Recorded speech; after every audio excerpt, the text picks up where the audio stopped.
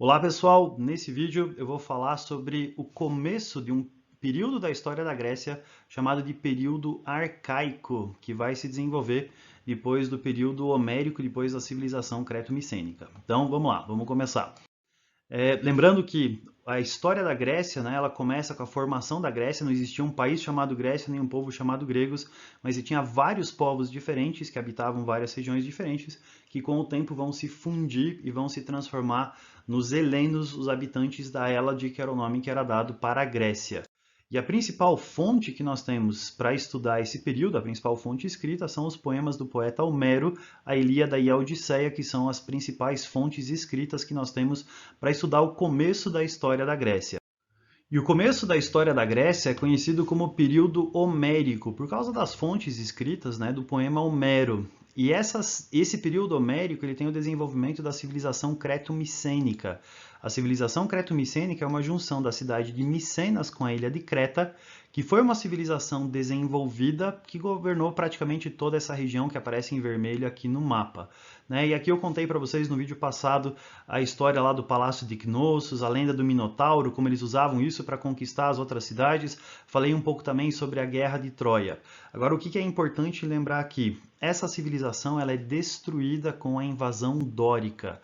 Os dórios, os caras que vêm aqui do norte, um povo mais atrasado, mais violento, ele vai invadir do norte essa Grécia, vai destruir essas cidades, vai destruir a civilização creto-micênica e vai fazer com que a Grécia, que estava num desenvolvimento maior por causa dessa civilização creto-micênica, ela seja destruída.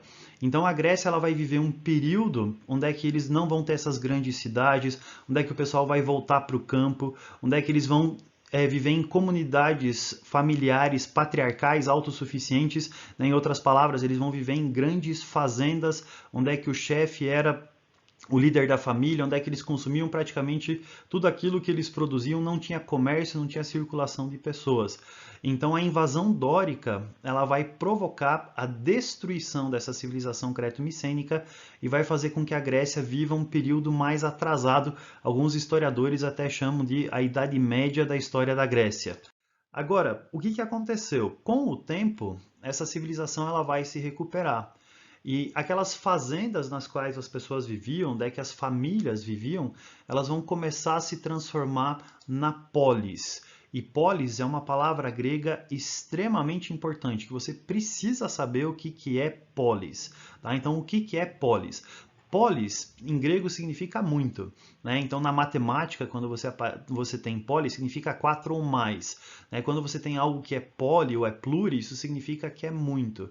Então, o que significa esse termo grego polis? Quando você tem várias famílias diferentes vivendo dentro de um mesmo ambiente, vivendo dentro de um mesmo lugar, você tem o desenvolvimento de uma polis.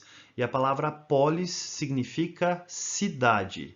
Então, toda vez que você tem essa palavra em história, né, ou geografia, você vai ter polis significando cidade.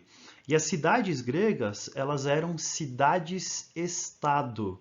O que significa isso? Quando a gente estuda a Mesopotâmia, a gente já vê o que é esse conceito da cidade-estado. Cidade-estado é uma cidade que tem as suas próprias regras, seu próprio governo, seu próprio poder e sua própria cultura. Então a cidade-estado ela é como se fosse um mini país, como se cada cidade fosse o seu próprio país. E a Grécia ela estava organizada em diversas polis diferentes, ou seja, você não tinha um governo que mandava em todas as cidades, mas cada cidade era como se fosse um pequeno país. Cada cidade era uma cidade que tinha as suas características culturais, que tinha o seu governo, que tinha o seu governante, que tinha a sua cultura, e essa cidade era responsável por si mesma. Então as cidades gregas, elas eram organizadas nesse sistema de polis, que significa cidade-estado. Aqui do lado você tem uma imagem, uma representação de como é que era uma dessas polis. Então você tem a muralha em volta, você tem o porto para fazer comércio, o comércio marítimo era extremamente importante para algumas cidades gregas. Você tem algumas outras áreas, né, dentro dessa cidade, como o templo, como a Acrópole, né, a cidade alta.